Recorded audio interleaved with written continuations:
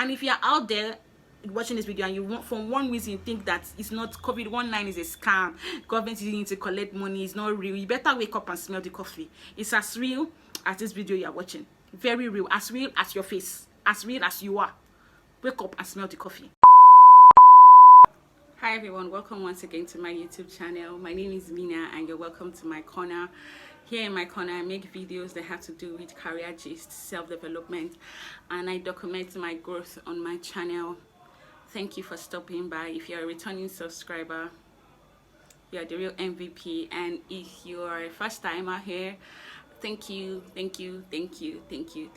This looks like where you want to be. Kindly subscribe. The subscription button is the red button below, and it's absolutely free. All right, I'd just like to say at this point, if you hear any noise from the background, kindly ignore. I'm going to explain why you're hearing noise from the background, okay? Once again, thank you so much, and let's get right into today's video. Okay, like my title suggests, today's video is talking about COVID-19 and dealing with COVID-19 and from the Nigerian perspective. Okay, this video is sort of like a rant, so even if I'm smiling, trust me, in my chest I'm not smiling.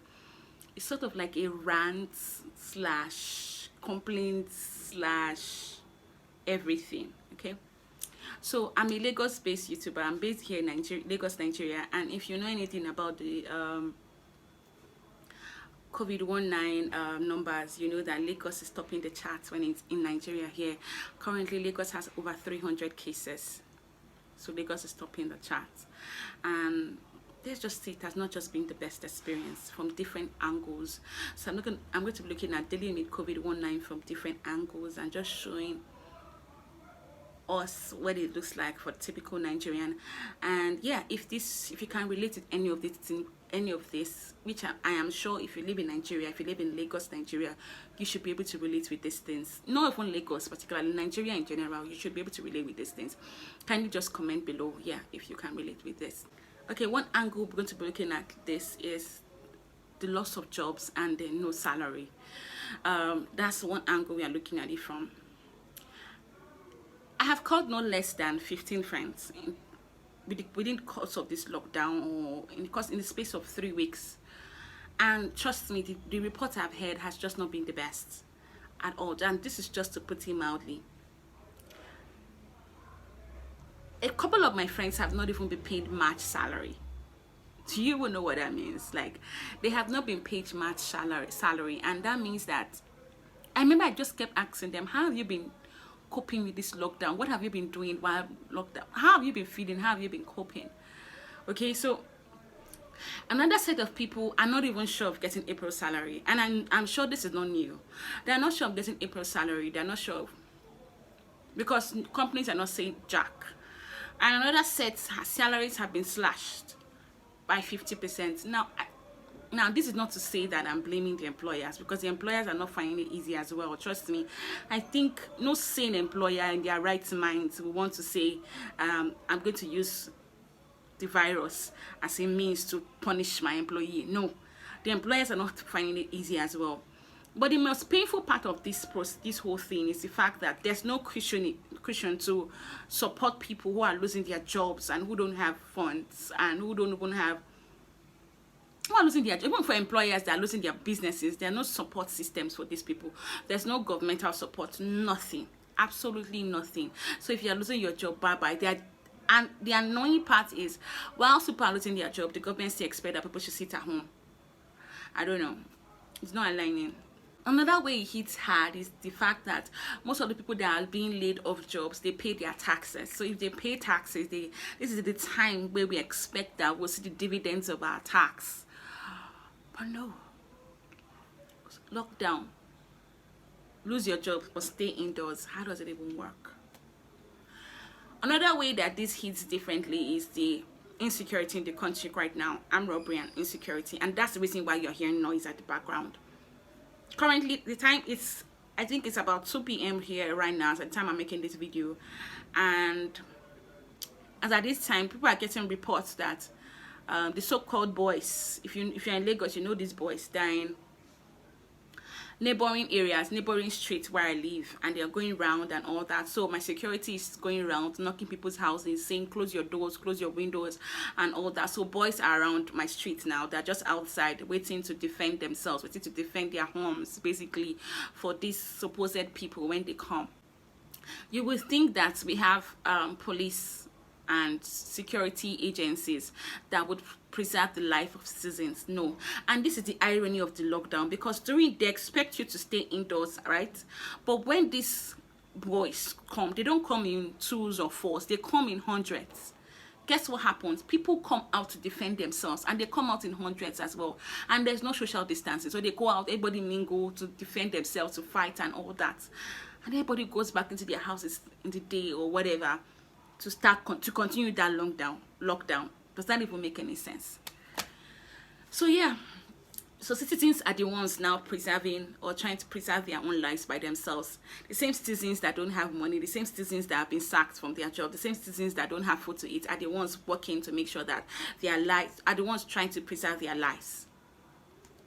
It's just not adding up at all. It's not making sense at all. And I'm going to try, if I can find there are a couple of videos online, so I'm sure this is not new, but if I can't find, I'm going to try and attach videos or screenshots of this robbery or vandalism going around in different areas, so you have a glimpse or an idea, if you're not in Lagos or if you're not in Nigeria, an idea to see what it's looking like here. So on the one hand is the virus ravaging people, on the other hand is the armed robberies going in to steal people's properties. So you are wondering, should I stay indoors? Should I just go out and fight and deal with whatever it is? It's just not the best of times. Another angle from which COVID-19 hits differently for a Nigerian is the fact that we do not have government support. There's absolutely zero government support, like zilch, nothing, no government support. The few times the government have come out to say things that they would help people, it has just been, whatever they've said has just been the most ridiculous thing ever. Case in point, I know that Vanguard published it. I'm going to put a screenshot again, somewhere around that. The government decided to give citizens 5,000 naira. First and foremost, the money is ridiculous. 5,000 naira is less than $20. So that amount is ridiculous in itself. Like, you will give citizen 5,000 naira for how long of the lockdown, for God's sake? Okay, let's not even say anything. That's even good. That is, they attempted to do it. But now the conditions attached to getting this 5,000 naira, it's just everything, every shade of stupid and silly and foolish. Bottom line, you have to have, according to what we read, you have to have, nothing less than, you have to have less than 5,000 naira in your account and recharge less than 200 naira worth of airtime to qualify to get the 5,000 naira stipend, if that makes sense. Like, if you want to, I'm a citizen of Nigeria, I deserve to be helped by my country, right? I don't know, why are you attaching conditions? We see countries where they've helped their citizens, so, and no conditions attached. What concern you and my account balance, for God's sake? How is my account balance your business? If you want to help, or not even help citizens, if you want to do your due diligence by citizens, you do not necessarily have to concern yourself if they have 1 million in their account or if they have 2 naira in their account. Just send them the stipend. Okay, Amina, take a deep breath.